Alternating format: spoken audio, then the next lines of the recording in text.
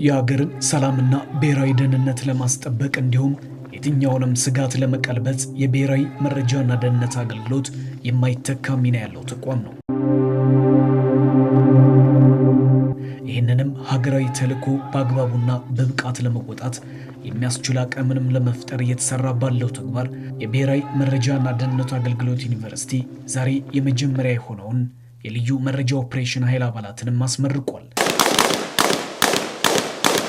የልዩ መረጃ ኦፕሬሽን ኃይሉም መረጃን በመተንተን ኦፕሬሽንን የሚሰራ ተልዕኮንም በቅልጥፍና ተቀብሎ የሚተገብር በቴክኖሎጂ የዳበረ አቅምንም የገነባ በሀገር ላይ የሚቃጡ ጥፋቶችንም ለመከላከል የሚያስችል ብቃትንም እንዲፈጥርም ተደርጓል።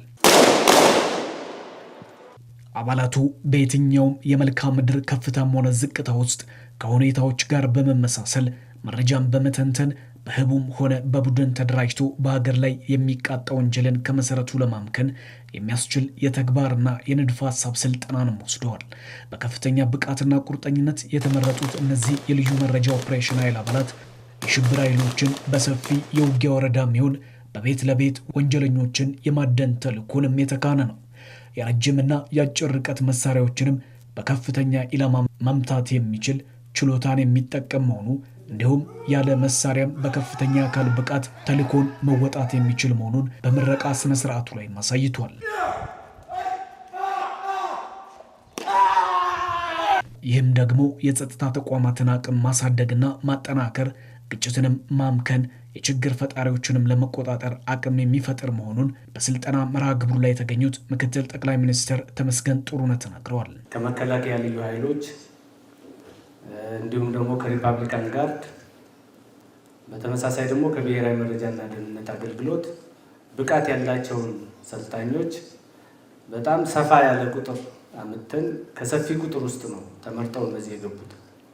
ስለዚህ ስልጠናው በሀገራችን ውስጥ አንድ ትልቅ እድገትና መርታ በእንደዚህ አይነት ኃይል በተለየ ክህሎት የሰለጠነ የተለየ ትጥቅ ያለው የተለየ ብቃትና እውቀት ያለው ኃይል ሲኖር እንዲህ አይነት የግጭት ጠማቂ መሪዎችን ለመቆጣጠር መረጃ ለመሰብሰብ ይሄ ደግሞ በአገር ውስጥ ብቻ ሳይሆን በውጭ ሀገርም ለሚያጋጥም ኦፕሬሽን ፈጥኖ ኦፕሬሽን ሰርቶ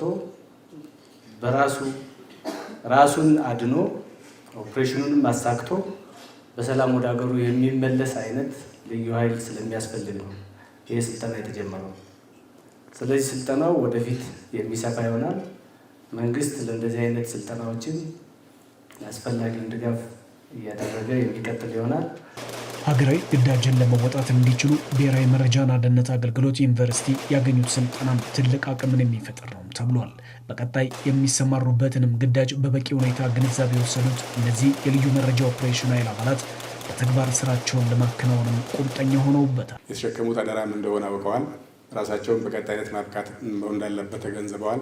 ራሳቸውን ምሳይ ደግሞ በብዛት ማፍራት እንዳለባቸው ወስደዋል።